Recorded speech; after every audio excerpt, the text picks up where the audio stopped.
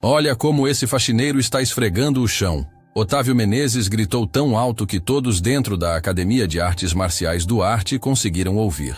Adilson Barreto continuou andando de cabeça baixa, empurrando o balde de limpeza que fazia um ruído baixo pelo corredor. Otávio entrou na frente dele, faixa preta bem amarrada na cintura e um sorriso arrogante no rosto. Você cheira a produto de limpeza, disse Otávio. Dá até nojo. Adilson parou, mas não respondeu. Otávio arrancou o esfregão da mão dele e jogou no chão. Os alunos se viraram. Alguns pegaram o celular. Ei, luta comigo, provocou Otávio. Só um round. Um faxineiro contra um faixa preta. Quem quer ver isso? A risada tomou conta do corredor. Adilson se abaixou com calma e pegou o esfregão. Eu não gosto de brigar. Otávio chutou o balde, espalhando água suja pelo piso recém-limpo. Claro que não gosta. Você só sabe limpar. Mas a humilhação naquele lugar estava prestes a acabar muito mais rápido do que qualquer pessoa poderia imaginar. A Academia Duarte ficava no fim de uma avenida movimentada em Campinas, no interior de São Paulo. Pela vitrine, dava para ver troféus, fotos de campeonatos e faixas comemorativas penduradas nas paredes. Pais de várias cidades levavam seus filhos até lá por causa do nome de Hélio Duarte, um campeão nacional respeitado, conhecido por sua disciplina e por sua carreira impecável nas artes marciais. Todas as noites, depois que o último aluno ia embora, um homem permanecia ali. Adilson Barreto tinha 42 anos, falava pouco, era largo de ombros e parecia invisível para quase todo mundo. Usava uma camisa cinza, calça preta de trabalho, botas reforçadas e empurrava um balde de limpeza que sempre anunciava sua chegada antes mesmo de ele entrar em qualquer sala. Ele limpava os tatames, passava pano nos espelhos, recolhia o lixo, organizava as toalhas, repunha materiais e trancava as portas depois da meia-noite. Ninguém perguntava seu nome, ninguém perguntava sobre sua vida. Ele ganhava pouco mais de um salário mínimo. Metade do dinheiro ia para a clínica Recanto das Palmeiras, onde sua mãe vivia com demência em estágio inicial. Em algumas semanas, Adilson comia arroz com sardinha em lata, para garantir que a mensalidade dela não atrasasse. Ele nunca reclamava, mas Adilson não era o que parecia ser. Ele havia servido 8 anos no Exército Brasileiro, participado de missões difíceis e treinado com um mestre respeitado dentro e fora do país. Era faixa preta 5º grau em Karatê Shotokan, uma graduação conquistada com anos de disciplina, dor, renúncia e treino constante. Mesmo assim, ele nunca falava sobre isso. Nunca usava a faixa. Durante uma missão, Adilson protegeu um companheiro de farda que estava sendo atacado por outros militares em um episódio violento de humilhação e abuso. Ele usou o que sabia e os agressores terminaram no hospital. O caso foi mantido em sigilo para proteger a vítima, mas Adilson carregava aquele peso todos os dias. Ele sabia o quanto suas mãos podiam ser perigosas, e isso o assustava. Por isso, escolheu o silêncio, escolheu o esfregão. Escolheu passar despercebido. Então havia Otávio Menezes. Otávio tinha 28 anos. Era faixa preta 2º grau, alto, forte e cheio de orgulho. Seu pai, Rogério Menezes, era dono de concessionárias de carros de luxo em várias cidades de São Paulo e fazia doações generosas para a academia. Tatames novos, armários modernos, equipamentos importados, tudo tinha alguma ligação com o dinheiro da família Menezes. Otávio sabia disso. Todos sabiam. Ele andava pelo dojo como se fosse dono do lugar. Treinava 5 vezes por semana. Havia vencido campeonatos regionais suficientes para acreditar que ninguém poderia encostar nele e carregava uma ferida escondida por trás de toda aquela confiança. O pai o chamava de fraco. Você teve todas as oportunidades. Rogério já havia dito. E mesmo assim não consegue ser o melhor. Aquela frase ficou dentro de Otávio como um espinho. Então ele encontrou alguém que parecia mais frágil, alguém que não podia reagir, alguém que ele acreditava estar abaixo dele, Adilson. O verdadeiro problema começou numa terça-feira. Otávio conduzia o treino avançado enquanto Adilson repunha papel toalha no corredor. De repente, Otávio interrompeu a aula e foi até ele. Ei, homem do pano, vem aqui. Adilson se levantou devagar. Precisa de alguma coisa? Otávio empurrou um capacete de treino contra o peito dele. Coloca isso. A gente precisa de alguém para servir de alvo nos exercícios. Estou trabalhando. respondeu Adilson. Está trabalhando para nós, disse Otávio. Meu pai ajuda a pagar seu salário. Quando eu mando você ir para o tatame, você vai para o tatame. A sala ficou em silêncio. Adilson devolveu o capacete. Prefiro não participar. Otávio se aproximou. Você não tem direito de escolher. Você é funcionário. Haja como funcionário. Adilson olhou para ele com calma, sem levantar a voz, e voltou a organizar os materiais. Otávio ficou parado, com o maxilar travado. Depois pegou um aparador de chute e arremessou pelo corredor. O equipamento bateu no balde de Adilson. Aproveita e limpa isso também, gritou. Alguns alunos riram. Não todos, mas o suficiente. Na semana seguinte, Otávio piorou. Ele começou a filmar Adilson enquanto o homem limpava. Senhoras e senhores, apresento a mascote da academia, narrava Otávio. Observem a técnica avançada com o esfregão. Alguém deu uma faixa para esse homem, uma faixa de limpeza. Ele publicou o vídeo na internet. A legenda transformava Adilson em piada. Em menos de uma hora, o vídeo já tinha centenas de curtidas. Adilson viu aquilo à noite, sentado no chão simples de seu apartamento, enquanto comia arroz frio. Ficou olhando para a tela por alguns segundos, virou o celular para baixo e terminou de comer. Naquela mesma noite, Adilson quase perdeu o controle. Otávio atravessou o piso que ele acabara de limpar, deixando pegadas de uma ponta à outra. Ficou sujo ali, disse com deboche. A mão de Adilson apertou o cabo do esfregão. Seus ombros se ajustaram em uma posição que ele não usava havia anos. A respiração ficou curta, precisa, quase militar. Então ele percebeu o que estava acontecendo. Soltou os dedos, respirou fundo e voltou ao trabalho. Mas o corpo dele havia se lembrado. E isso o assustou mais do que Otávio. Uma nova aluna percebeu algo que os outros ignoravam.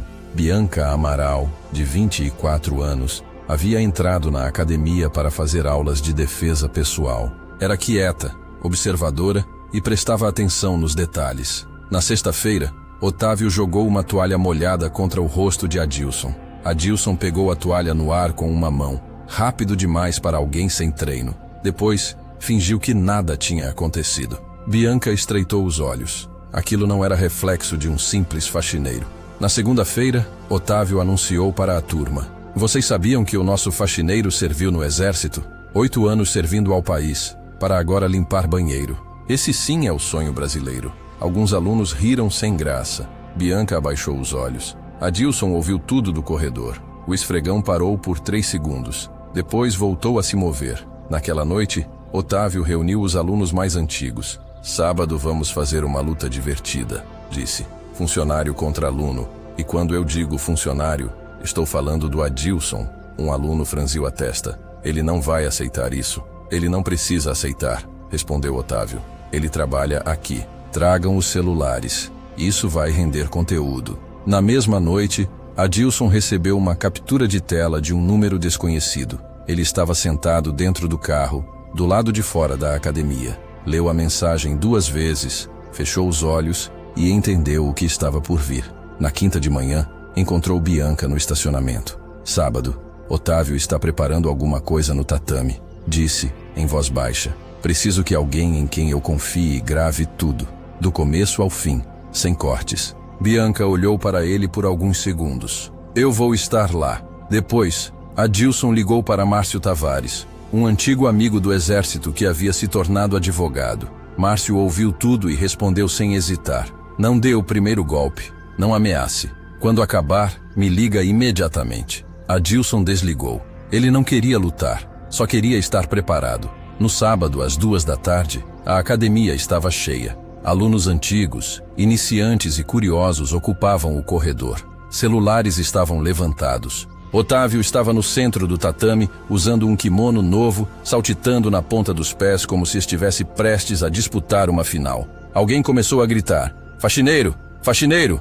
Faxineiro! Adilson entrou às 2h15, usando roupa de trabalho, sem kimono, sem faixa, sem luvas. Otávio abriu os braços. Olha ele aí, a atração principal. Vim montar as cadeiras para a turma infantil, disse Adilson. As cadeiras podem esperar, respondeu Otávio. Sobe no tatame, ou eu preciso ligar para o meu pai e conversar sobre o seu emprego. O silêncio tomou conta do lugar. Todos entenderam a ameaça. Adilson olhou ao redor. 30 rostos. Vários celulares. Bianca no fundo, em um canto, gravando tudo com a câmera firme. Ele pisou no tatame. A turma vibrou. Otávio jogou um capacete de treino para ele. Adilson pegou com uma mão, sem nem olhar, e colocou o equipamento no chão. Não preciso disso. Otávio riu. Problema seu. Os dois ficaram frente a frente. Otávio assumiu uma postura clássica de luta. Adilson permaneceu com os braços relaxados ao lado do corpo, os pés alinhados na largura dos ombros, como se estivesse esperando o ônibus. Otávio atacou com uma sequência rápida de 3 socos. Adilson saiu do primeiro, desviou o segundo com um movimento seco e já não estava mais ali quando o terceiro veio. O salão ficou mudo. A respiração de Otávio ficou mais pesada. Seu jogo de pernas começou a se desfazer. Ele girou para aplicar seu chute favorito, o mesmo movimento que aparecia em vários vídeos dele na internet. Adilson leu o golpe antes mesmo de Otávio completar a rotação. Entrou por dentro do movimento, tão perto que a perna de Otávio passou sem tocar nele. Otávio avançou com um soco aberto e descontrolado. Adilson saiu da linha, segurou o punho e o cotovelo dele, redirecionou o impulso e executou uma queda limpa, precisa, sem brutalidade. Os pés de Otávio deixaram o chão.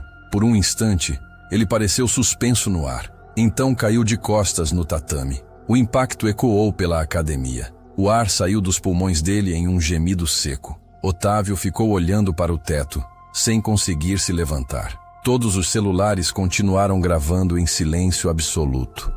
Adilson ficou de pé ao lado dele sem comemorar. Depois estendeu a mão. Otávio bateu na mão dele, recusando ajuda. Adilson apenas assentiu com a cabeça e saiu do tatame.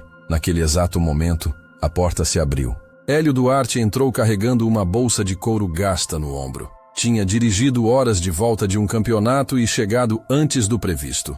Parou na entrada, observando os alunos, os celulares, Otávio caído no chão e Adilson descalço na beira do tatame. A bolsa escorregou do ombro de Hélio e caiu no chão. Hélio Duarte olhou para Adilson. Adilson olhou de volta. Então o fundador da Academia Duarte juntou os pés, endireitou a postura e fez uma reverência profunda. Não era um cumprimento comum. Não era educação. Era uma reverência completa, daquelas reservadas a um mestre. Ninguém respirou. Faz muito tempo, disse Hélio em voz baixa. Mestre Barreto. Alguém sussurrou. O quê? Adilson retribuiu a reverência. Bianca publicou o vídeo completo naquela noite. 6 minutos e 40 segundos, sem cortes. O título era Faixa Preta desafia faxineiro para lutar. Mestre entra e se curva diante dele. Na terça-feira, Rogério Menezes já havia contratado um advogado. Adilson foi notificado de um processo por agressão e danos morais. Otávio era o autor da ação. Renato Valença, um dos advogados mais caros de São Paulo, representava a família. Rogério também contratou uma assessoria de imprensa. Na quarta-feira, portais locais já exibiam um vídeo editado de 14 segundos. O trecho mostrava apenas Adilson aplicando a queda, Otávio voando pelo tatame e depois tentando recuperar o ar. Não mostrava os socos anteriores. Não mostrava as humilhações. Não mostrava o contexto. A manchete dizia: faxineiro violento ataca aluno em academia de artes marciais. Milhões de pessoas viram apenas a versão cortada. Alguns defenderam Adilson usando o vídeo completo de Bianca. Outros pediram punição. Então a diretoria da academia convocou uma reunião de emergência. O advogado de Rogério enviou uma carta. Se Adilson não fosse suspenso imediatamente, a família Menezes retiraria todo o apoio financeiro e processaria a academia. A diretoria votou 4-1.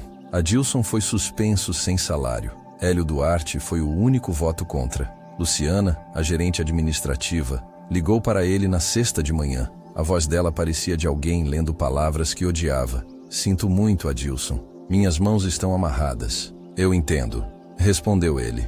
A próxima mensalidade da clínica de sua mãe venceria em 9 dias. Ele não tinha o valor completo na conta. O mundo estava vendo Adilson Barreto, mas ninguém estava pagando as contas dele. Foi então que Márcio começou a agir. Ele entrou com um pedido para preservar todas as imagens das câmeras de segurança da Academia Duarte. Também solicitou judicialmente o vídeo completo de Bianca e o histórico disciplinar de Otávio Menezes. As rachaduras apareceram rapidamente. As câmeras da academia haviam gravado tudo. Otávio jogando o esfregão no chão, chutando o balde, empurrando o capacete contra Adilson. bloqueando sua passagem no corredor, arremessando equipamentos, zombando dele e criando um padrão constante de intimidação. 14 incidentes, todos registrados com data e horário. Depois, Luciana decidiu falar. Ela entregou a Márcio uma pasta com 3 reclamações formais contra Otávio nos últimos 2 anos. 2 eram de ex-alunos. Uma era de um instrutor que havia pedido demissão depois de ser ameaçado por Otávio durante um treino. Todas as reclamações tinham sido arquivadas. E, depois de cada uma delas, uma doação da família Menezes havia chegado. Tatames novos depois de uma denúncia. Reforma dos vestiários depois de outra. Melhorias na recepção depois da terceira. O dinheiro não ajudava só a academia, disse Luciana. Ele também comprava silêncio. Márcio perguntou por que ela não havia falado antes. Luciana apertou os lábios. Porque eu tenho 2 filhos e nenhuma reserva. Pelo mesmo motivo que Adilson continuou limpando o chão. Márcio apresentou uma ação contra a academia e a família por assédio no ambiente de trabalho, constrangimento, ambiente hostil e difamação causada por um vídeo editado de forma maliciosa. Também pediu que a acusação de agressão fosse rejeitada, alegando legítima defesa. Pela primeira vez em semanas, Adilson sentiu algo diferente de medo. Mas Renato Valença ainda tinha uma carta forte. Na audiência preliminar, ele pediu autorização para mencionar o antigo registro militar sigiloso de Adilson. Márcio se opôs, mas Renato argumentou que aquilo indicava um histórico de violência. A juíza permitiu o uso limitado da informação. Renato leu que Adilson havia se envolvido em uma ocorrência física durante sua última missão e que 2 militares haviam sido hospitalizados. Esta não é a primeira vez que Adilson Barreto usa força excessiva, disse o advogado.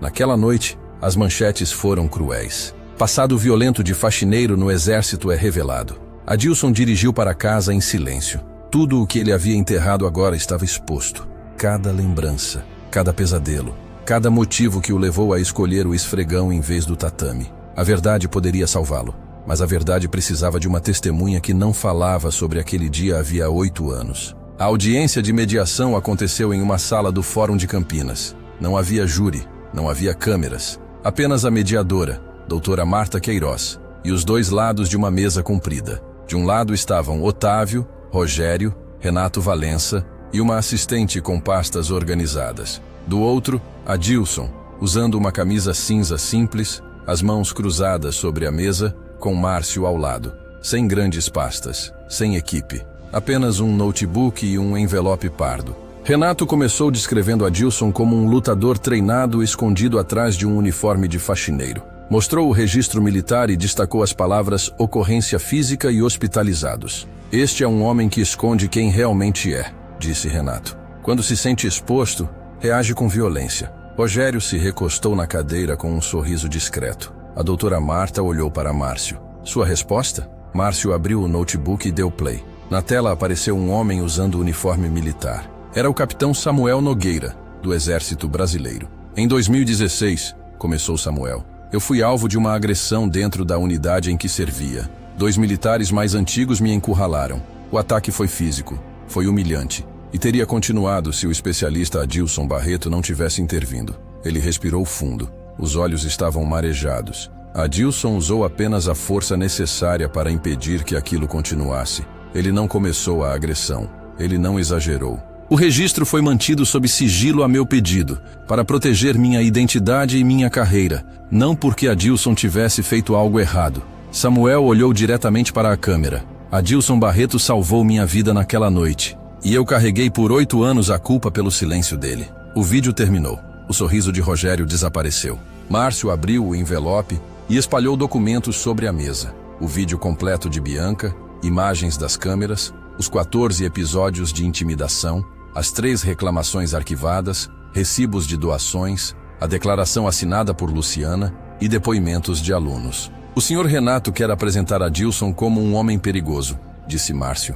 Mas a verdade é mais simples. Adilson Barreto passou a vida protegendo pessoas que não podiam se proteger sozinhas. Fez isso no exército. Fez isso naquele tatame. A única coisa que ele escondeu foi sua capacidade, porque tinha medo de que pessoas como Otávio Menezes o obrigassem a usá-la. Márcio olhou para Rogério. A família Menezes não abriu esse processo porque Otávio se machucou. Otávio não se machucou. Ele foi humilhado. E humilhação não é motivo para destruir a vida de alguém. A doutora Marta tirou os óculos. Senhor Menezes, disse ela, eu analisei as imagens. Seu filho deu o primeiro golpe. Na verdade, deu vários. O Sr. Adilson se defendeu com uma técnica controlada. Também analisei as reclamações e as doações. O padrão aqui não é de violência por parte do Sr. Adilson. O padrão é de silêncio comprado pela sua família. Renato tentou propor rapidamente um acordo privado e um termo de confidencialidade. Não. A voz de Adilson foi baixa, mas fez a sala parar. Sem acordo, sem silêncio. Eu quero uma decisão pública. A doutora Marta ficou olhando para ele por alguns segundos. Todas as acusações contra Adilson Barreto serão arquivadas com reconhecimento de legítima defesa. As provas de assédio no ambiente de trabalho serão preservadas nos autos. Também encaminharei o caso do vídeo editado para análise de possível difamação. Rogério se levantou sem dizer nada. Otávio foi atrás, olhando para o chão. Adilson permaneceu sentado, com as mãos cruzadas. Márcio se inclinou para ele. Você está bem? Adilson olhou para o amigo e, pela primeira vez em semanas, seus olhos pareciam tranquilos. Estou, respondeu. Agora estou. Na Academia do Arte, Hélio convocou uma segunda reunião de emergência com a diretoria. Nós aceitamos dinheiro para ficar calados, disse ele.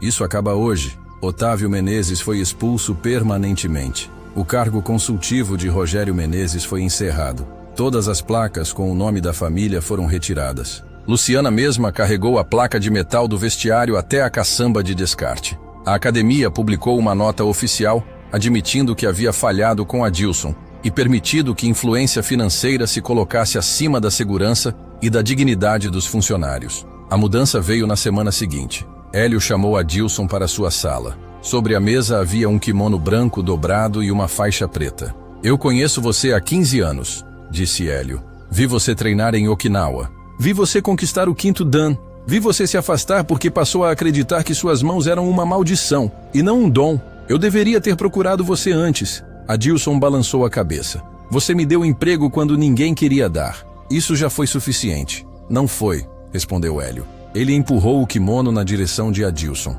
Quero que você ensine aqui, não como faxineiro, como instrutor em tempo integral, com salário digno e benefícios. Seu nome vai estar na grade de aulas. A primeira turma será criada por você. Adilson olhou para a faixa por um longo tempo. Quero ensinar pessoas como eu, disse. Faxineiros, auxiliares de limpeza, cozinheiros, trabalhadores do turno da noite, pessoas que os outros atravessam sem enxergar. Quero dar a elas o direito de se defender sem medo do que vem depois. Hélio assentiu.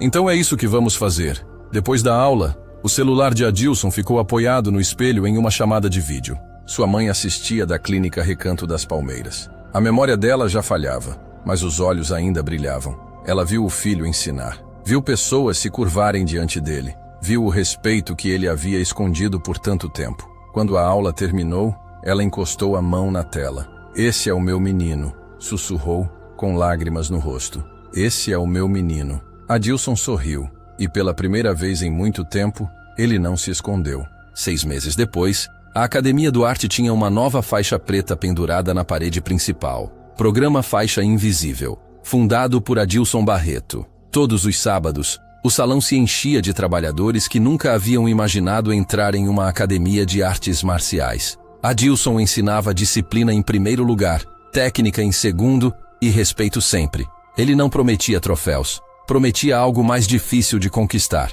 a capacidade de entrar em uma sala e não se sentir invisível. O programa cresceu, outras academias ligaram. A frase "Levante-se como Adilson" deixou de ser apenas uma hashtag e virou um movimento. E Otávio Menezes não desapareceu. Ele começou um programa de controle de raiva. O recomendado eram 12 semanas, mas ele ficou 20. 6 meses depois da audiência, uma carta escrita à mão chegou à Academia do Arte. Não havia remetente, apenas 2 frases. Eu estava errado. Estou tentando mudar. Luciana reconheceu a letra e mostrou a Adilson. Ele leu, dobrou o papel e colocou no bolso. Nunca falou sobre aquilo novamente. Algumas feridas não se curam com pedidos de desculpa. Mas algumas pessoas merecem crédito quando tentam melhorar.